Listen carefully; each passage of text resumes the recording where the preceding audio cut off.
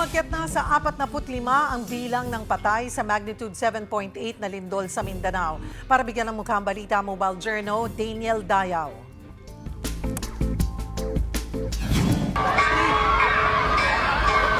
Napatakbo ang mga estudyante nang maramdaman ang malakas na pagyanig sa Alabel, Sarangani.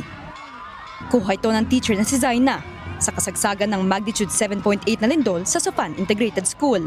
Sobrang lakas niya po talaga na hindi ka po makatayo, na parang ma-out of balance ka po talaga. Actually po may mga bata nga po kaming nawalan po ng malay kasi sa sobrang hilo po. Mabuti na lang walang nasaktan sa kanila. Napuno naman ng malalaking bato mula sa bundok ang kalsada sa Tampat Maasim. Doble kayod ang mga tauhan ng DPWH sa clearing operation. Sa munisipyo naman ng Glan, nawasak ang mga kalsada. Naputol ang tulay, may mga bahay na nabuwal at gusaling nabiyak ang mga semento. Sa boundary ng Sarangani at General Santos, mga kumot ang ginawang tent ng mga bakwit na badyaw. Problema nila, mainit at walang tubig at kuryente.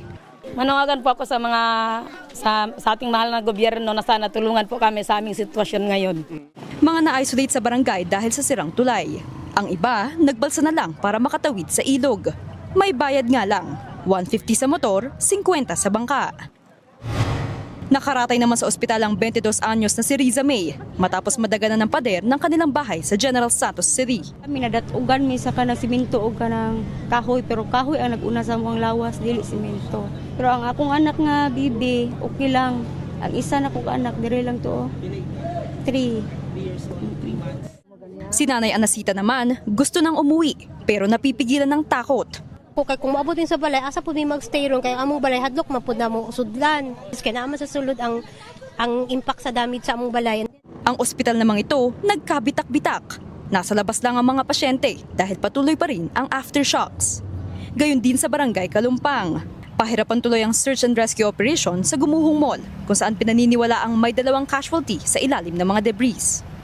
Sakit man sa amin, tanggapin talaga namin. Walang gustong magkaroon ng disgrasya. Gagamit na sila ng heavy cranes sa paghahanap. Sa ngayon, bumabalik na ang supply ng kuryente, kaya nagbukas na uli ang ilang hotel at restaurant. Nagsimula na rin ang pamamahagi ng tulong sa ilalim ng Assistance to Individuals in Crisis Situation o IX program ng DSWD. Merong cash assistance, family food packs at hygiene kits. Nagpaabot naman ng pakikiramay ang kababayan nilang si former Senator Manny Pacquiao. Bagamat nasa Amerika siya, nakikipag-ugnayan na raw siya sa mga team na nasa ground para agad maabutan ng tulong ang mga nangangailangan. Sinisikap na rin daw niya makauwi agad sa bansa para personal na makatulong sa recovery efforts. Mga kapatid, Mobile Journal, Daniel Dayaw po, hatid ang mukha ng balita.